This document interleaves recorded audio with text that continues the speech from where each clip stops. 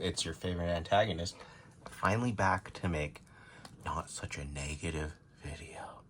I'm so negative all the time. Why do I only just talk about how bad the market is? Why can't I ever just say something good? So I'll say something good.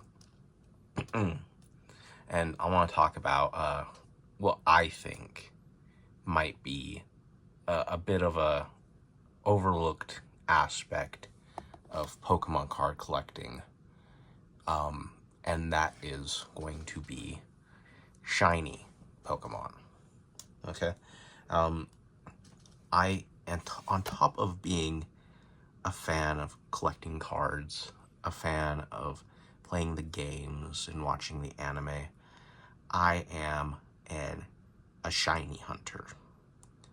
Now, I was never the first shiny hunter. There have been plenty of shiny hunters that have come before me, but I started shiny hunting in Sun and Moon era, and ever since then, I enjoy it, and I can't seem to play a brand new game without at least going for a couple shinies. Sometimes I'll go for a whole team, sometimes I'll play through the whole game, get the shiny charm to get the increased odds, and then shiny hunt as extra game content.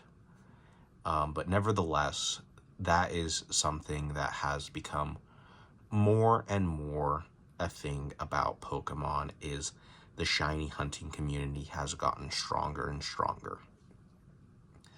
And I will say that I'm not always happy about that. As much as the older people like to say is that the new shiny hunting methods are easier and easier. Okay, I liked the shiny hunting in Sword and Shield. I liked it in Sword and Shield because I thought it was difficult enough to feel rewarding when you finally got a shiny, while still being not a complete waste of time. And in my hindsight, I have come to the conclusion that the best shinies I've ever hunted for are the hardest ones I've ever had to gone for. And that the ones that are most memorable are the ones that I get not in like 12 minutes or an hour or 2 or 3 or 4 hours, but the shiny hunts that might last, a couple days up into like a week or two. Those are the ones that I remember the most because, I put the most effort into obtaining them. And those are my favorite shinies. And oftentimes, as an avid Pokemon fan, a thing I've liked to do is go after a shiny Pokemon in the game, shiny hunt a Pokemon in the game. And then what has been going on in the last couple years is the releasing of Hidden Fates, Shining Fates, and Paldean Fates sets, which are jam-packed with shiny Pokemon. And I am obsessed with shiny Pokemon. I love the thrill of the hunt. I love the reward after the long hunt of, not just, a couple hours. I'm talking like days or weeks. Some people do them for months, but, maybe they're getting a little too lazy or whatever. Nevertheless, it's very rewarding when the harder you fish, the more the harder it is to pick the fruit, the sweeter it is. And as a token to remember shiny hunts that I've done, I have purchased some cards that I have shiny hunted.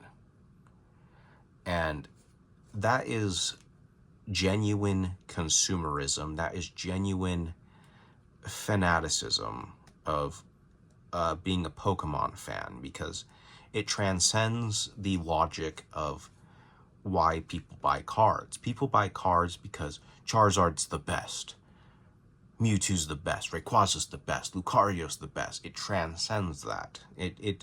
It goes into the inner psyche of why people are gonna behave the way that they're gonna behave. And in the modern era, especially with Scarlet and Violet, I'm not a big fan of Scarlet and Violet. I think it's an acceptable game, but I think people overinflate it. You know, it took another generation console for it to actually run smoothly. I don't like the quality of the game that was delivered. I can understand the excuse of it was released during COVID, or the COVID impacted the development schedule and stuff like that. And ultimately, another real reason why I don't like it is how easy it is to obtain shinies in the game. How easy it is. Like, you can play the game for an hour and you can get a shiny. You could get, like, in a day, you can get like 5, 10, maybe upwards to 15 shinies, which is kind of the good thing and the bad thing. Because I'm thinking that the shiny community is going to continue to grow.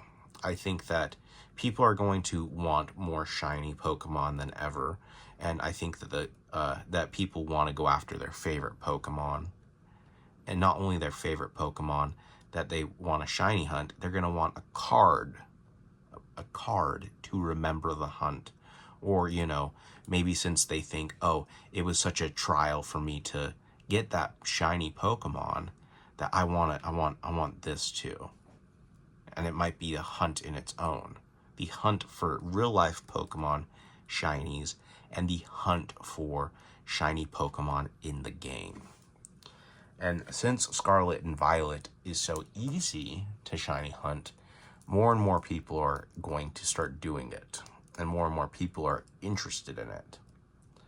And there was always a shiny hunting community, and it was growing. When I joined it, it was growing. It pre-existed my existence. I recognized that, but it was very nicher and smaller, and only some people did it because of how much time it required. It used to take weeks to months just to get one shiny, where it went down to from months to weeks to days, to now you can get a couple in a day, which I disagree with. But, you know, my point being is more and more people are shiny hunting, and more people are going to have that special feel for shiny Pokemon, and they're going to want that card.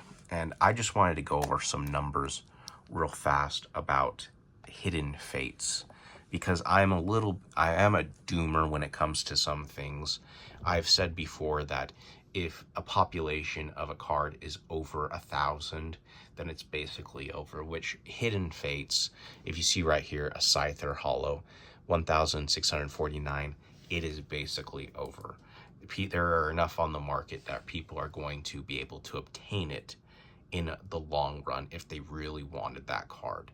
If that card was really expensive and they really wanted it, they would be able to obtain it. Good thing it's not. I think you can get one of those for like maybe 100 or 200 bucks. And that's going to be the truth about a lot of these cards, where they are graded, especially like, look at this, like Charmander, because you have to have the whole set. You need the Charmander, the Charmeleon, the Charizard. There are 6,019 of them in PSA 10, but you're going to look at a lot of these, and a lot of them are just around about 1,000. 1,000 here, 1,000 there, 1,934 is close, 939. So this is just for the Hidden Fates set. And I don't want to say that the Hidden Fates set is completely cooked, unless it goes from 1,000 to 2,000 to 3,000. And I think that a big aspect of collecting, and something that is being currently overlooked because of my artwork is better than your artwork, is shiny Pokemon in general. And I think that the shiny community is going to continue to grow, and I think it's going to cross over into the collectible card aspect of the of Pokemon in as a whole.